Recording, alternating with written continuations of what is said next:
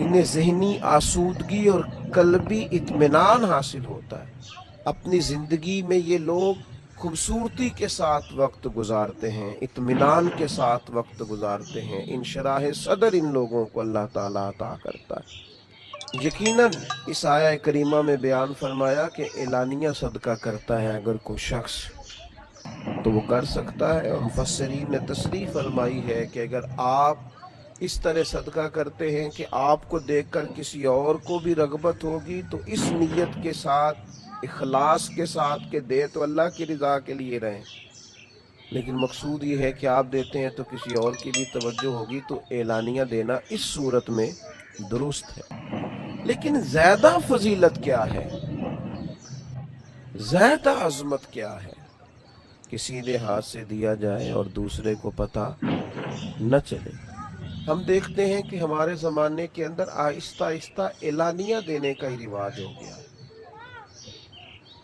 ہمارے زمانے کے اندر دینا اور بتلانا اور اس کا اظہار کرنا اور اس کا ذکر کرنا اور اس کی خبر دینا اور اس کی اطلاع دینا اور کوشش کرنا کہ لوگوں کو لائنوں میں لگایا جائے اور لوگوں کو ایسی جگہوں پہ بٹھا کے دیا جائے جہاں وہ آتے جاتے لوگ ان کو دیکھیں، نظر آئیں، یہ چیز بڑھتی ہی چلی جا رہی، چھپا کر اللہ کے بندوں کی عزت نفس کا خیال کر کے، ان کے وقار کا خیال کر کے۔ مومن کی عزت اللہ کی بارگاہ میں کعبے سے بھی زیادہ،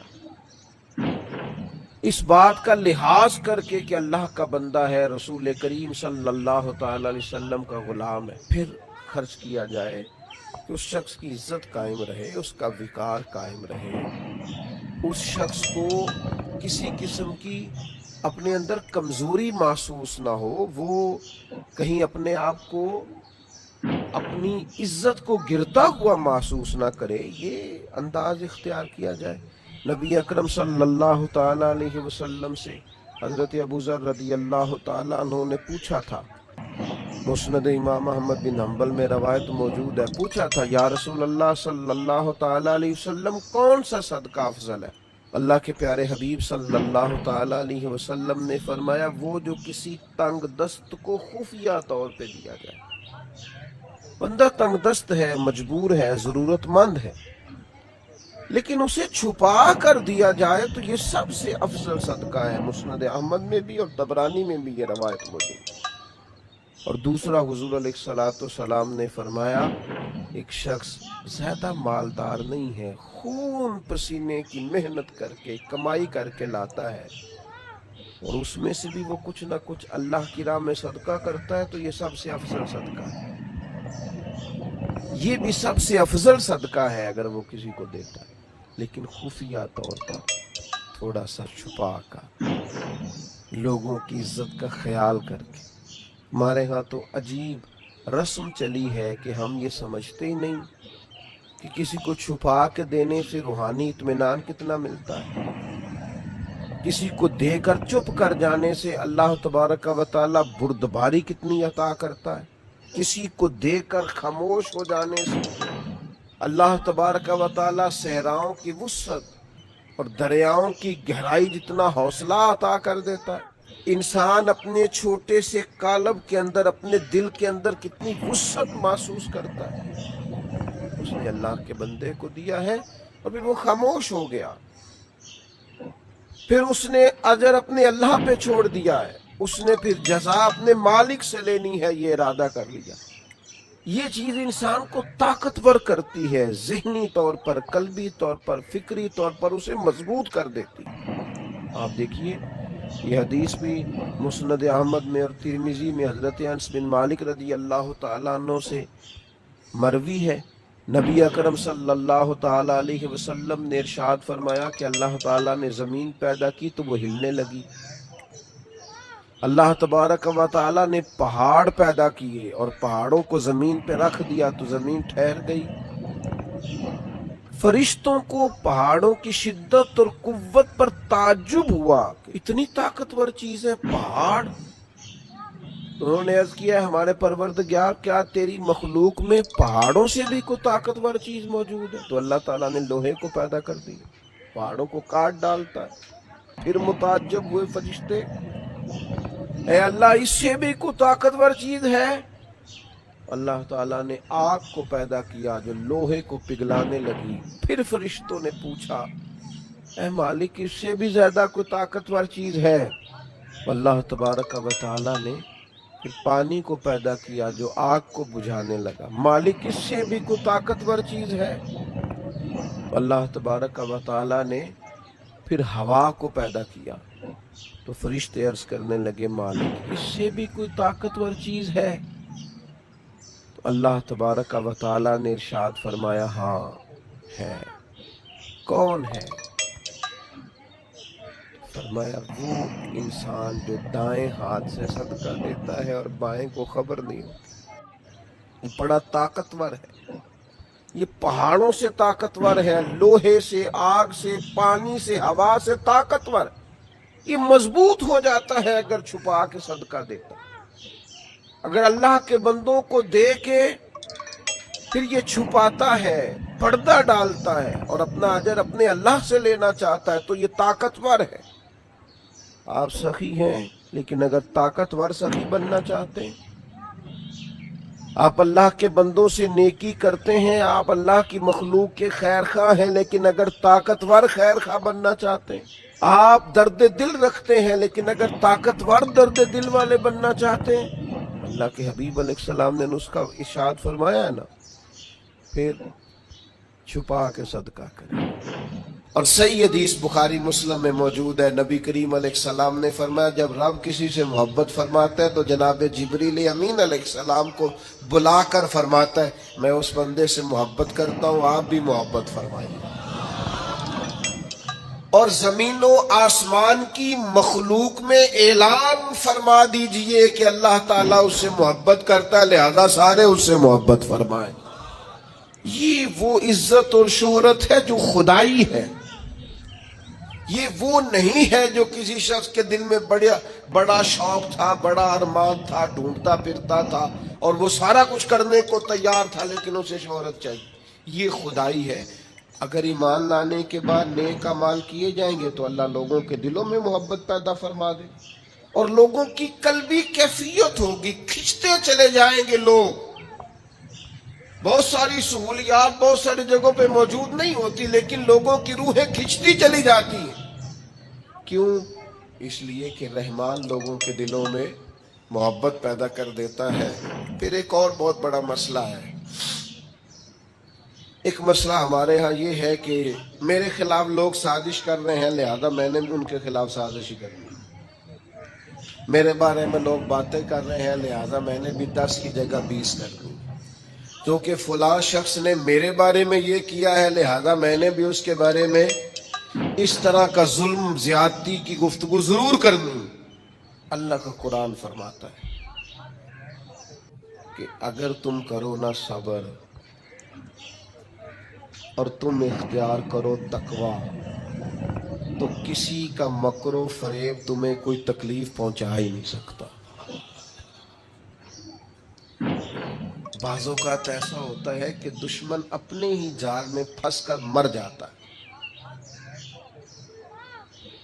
اگر صبر کیا جائے، یہ قرآن مجید ہے، یہ سورہ آل عمران ہے. اللہ کریم نے ارشاد فرمایا وَإِن تَصْبِرُوا وَتَتَّقُوا، اگر تم صبر کرو گے اور تم تقوی اختیار کرو گے لا یضرکم کیدہم شیئا، تو فرمایا ان کا مکر و فریب، دشمنوں کا مکر و فریب تمہارا کچھ بھی بگاڑ نہیں سکے گا، تمہیں کوئی ضرر نہیں پہنچا سکے گا کسی کا مکر و فریب. شرط کیا ہے؟ وَإِن تَصْبِرُوا وَتَتَّقُوا، صبر کرو. اور امام اعظم ابو حنیفہ رحمۃ اللہ تعالی علیہ کے والد کا انتقال ہو گیا. امام صاحب رحمۃ اللہ علیہ 3 دن تعزیت کے لیے لوگ آتے رہے، آپ بیٹھے رہے. چوتھے دن گلی سے گزر رہے تھے، آپ کے ساتھ خدام شاگرد ارادت مند بھی تھے. گلی میں گئے تو وہاں آپ کا ایک مخالف مسلمان تھا، مومن کہلاتا تھا، پر آپ کا مخالف تھا. تو وہ چوک میں آپ کو مل گیا، السلام علیکم کے فوراً بات کرنے لگا اے نعمان بن ثابت، میں نے سنا آپ کے والد کا انتقال ہو گیا؟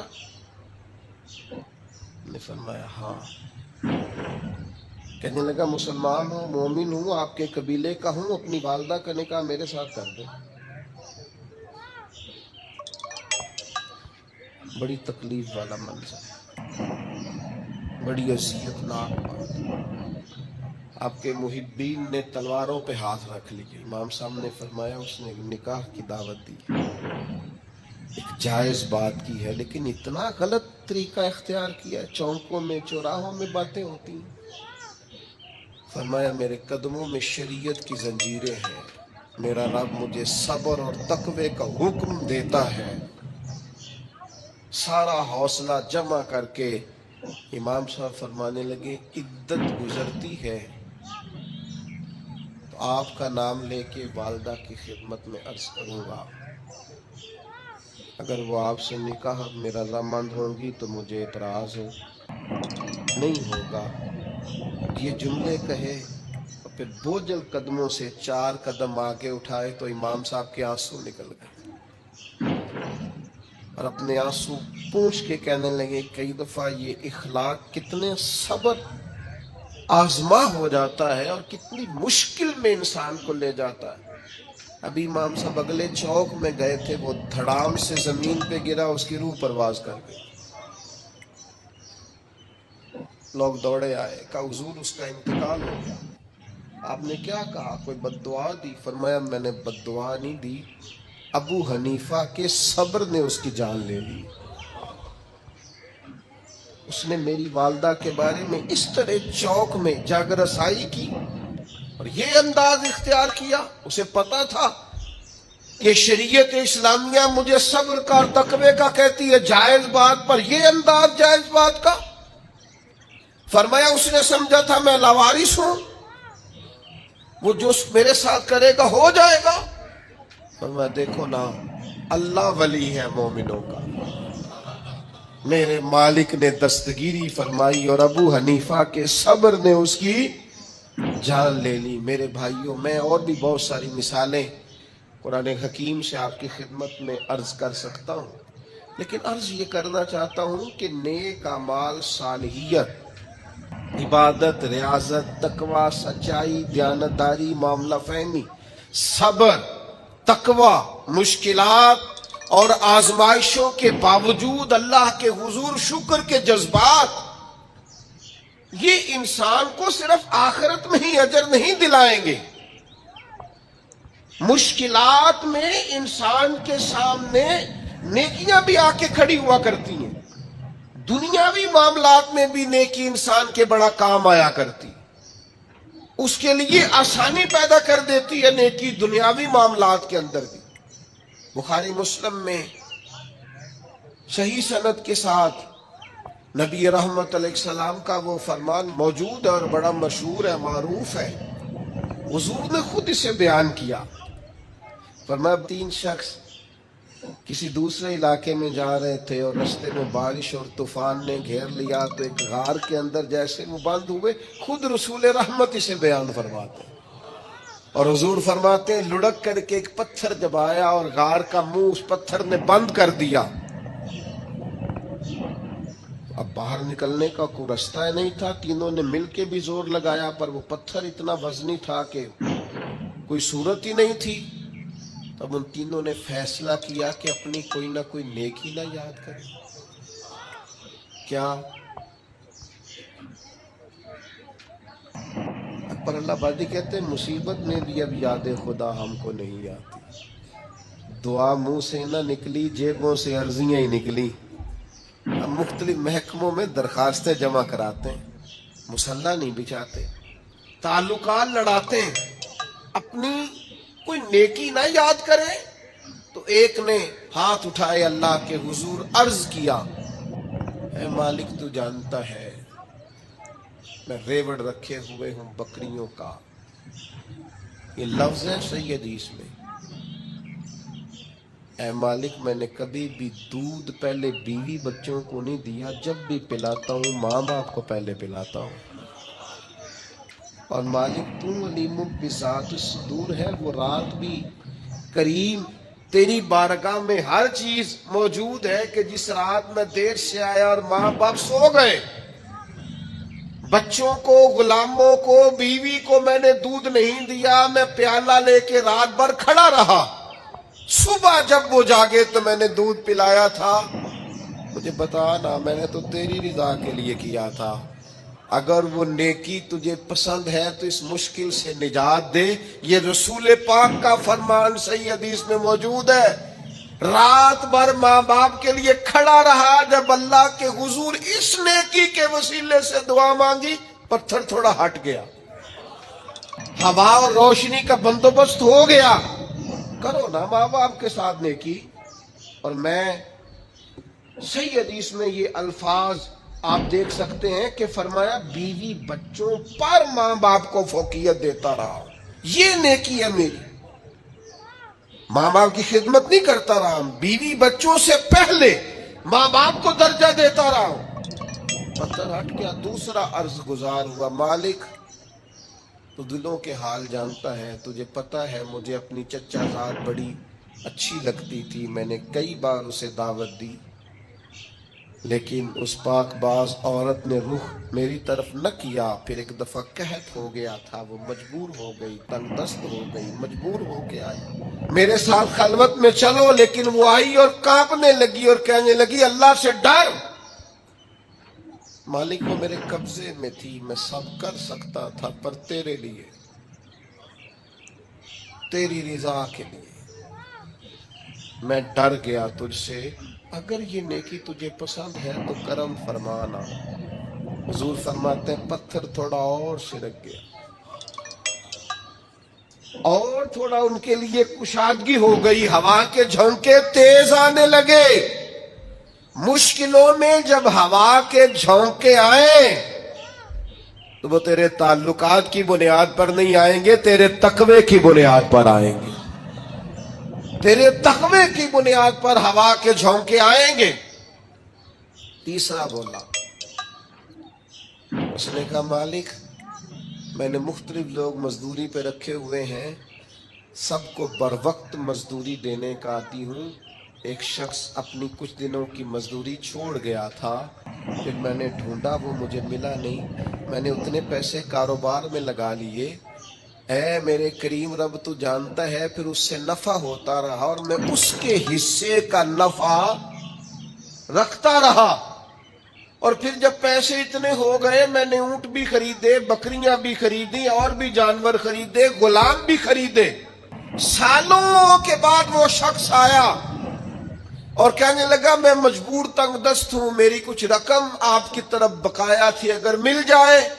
تو میں نے کہا یہ غلام بھی تیرے، اونٹ بھی تیرے، بکریوں کے ریوڑ بھی تیرے، تو کہنے لگا مذاق کر رہے ہیں، صحیح حدیث میں موجود ہے مذاق کر رہے ہیں۔ تو میں نے کہا نہیں بھائی میں مذاق نہیں کر رہا، یہ میں نے سارا اپنے رب کی رضا کے لیے کیا ہے، تیرے لیے نہیں کیا، تیرا سرمایہ تھا وہ کاروبار میں لگتا رہا۔ یا ہمارے ہاں بھی پارٹنرشپ ہوتی ہے، یہاں بھی کاروبار چلنے لگے تو لوگ کہتے ہیں اب میرا تیرا گزارا نہیں، چلنے جو لگ گیا ہے کہتے تو فارغ ہے۔ یہاں تو لوگ کرائے پر دکان دیتے ہیں، اور اگر سمجھے نا کہ وہ بیچارہ جو بیٹھا ہے دکان میں اس کا کاروبار ٹھیک چلنے لگا ہے تو کہتے تو خالی کر، مجھے خود کرنا ہے، نکل۔ اس نے اتنا پیسہ سنبھال کے رکھا۔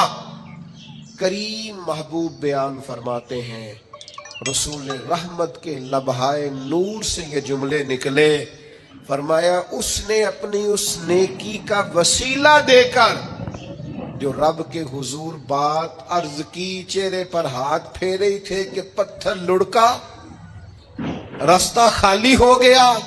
اللہ کے رسول ہم نے یہ نصیحت کرنا چاہتے ہیں کہ جب تم پر مشکلات بنے نا تو نمبر نہ تلاش کرو کہ فلاں کا نمبر کہاں ہے، فلاں کا نمبر کہاں ہے، کوئی رات ڈھونڈو جو صرف رب کی رضا کے لیے گزری ہو، کوئی نیکی تلاش کرو جو فقط اللہ کے لیے کی ہو، کوئی آنسو ڈھونڈو جو تم نے کسی مسکین یتیم کے پوچھے ہو، کوئی ایسا شخص جو تڑپ کے رو رہا تھا لیکن تمہاری وجہ سے ہنسا ہو، کوئی ماں جس نے راہ جاتے تمہیں دعا دی ہو کہ بیٹا جا تو جیتا رہے، کوئی بوڑھا شخص اس نے دعا دی ہو کہ اللہ دنیا اور آخرت میں تیرا بھلا کرے، کوئی یتیم، کوئی لاوارث، کوئی کمزور، کوئی شخص جس کی روح سے تمہارے لیے دعا نکلی ہو، کوئی بیٹھا ہوا مجھے دور دعا دیتا ہے، میں ڈوبتا ہوں پر سمندر اچھال دیتا ہے، بھائی نیکیاں زندگی کو بھی سنوار دیتی، یہاں بھی انسان کو نفع ہوتا ہے، اس دنیا کے اندر بھی اسے بے شمار برکات نیکیوں کی برکت سے نصیب ہوتی ہیں۔ اس لیے یہ جو لبرلز ہمارے بیچارے بیٹھ کے کہتے ہیں نا مولوی صرف آخرت کی بات کرتا ہے، نا نا نا نا، دین تو جب بھی بات کرتا ہے کہتا ہے دعا یہ مانگو کہ ربنا آتنا فی الدنیا حسنہ وفی الآخرۃ حسنہ، اے اللہ دنیا بھی حسین فرما دے اور آخرت بھی حسین فرما دے۔ اسلام کسی مقام پر کسی جگہ بھی فقط آخرت کی بات نہیں کر رہا، دین تو کہتا ہے یہاں بھی سنور جائے گا تمہارا سارا کچھ ہو۔ میں نے آپ کو پہلے ایک دفعہ بتایا تھا، میرا کالج میں جو کلاس فیلو سب سے زیادہ مجھے مولوی صاحب کہہ کے تنگ کرتا تھا نا، اس دور میں نا یہ بم دھماکے بڑے ہوتے تھے، تو میرا ایک قریبی دوست تھا تو وہ بڑے خوفناک انداز میں میرا نام لیتا، کالج میں داخل ہوتا کہتا مولوی کی تلاشی لے لو، اور مختلف انداز میں پھپتیاں کستا، کبھی ویسٹ کوٹ پہن کے چلے جاتے تو کہتے نیچے جیکٹ تو نہیں، تو پھر مجھے کبھی کبھی وہ یہ بھی کہا کرتا کہ یار کیا رستہ اختیار کر لیا، ذہین ترین آدمی ہو سارے کالج میں، اب تم کیا مولوی بن رہے ہو۔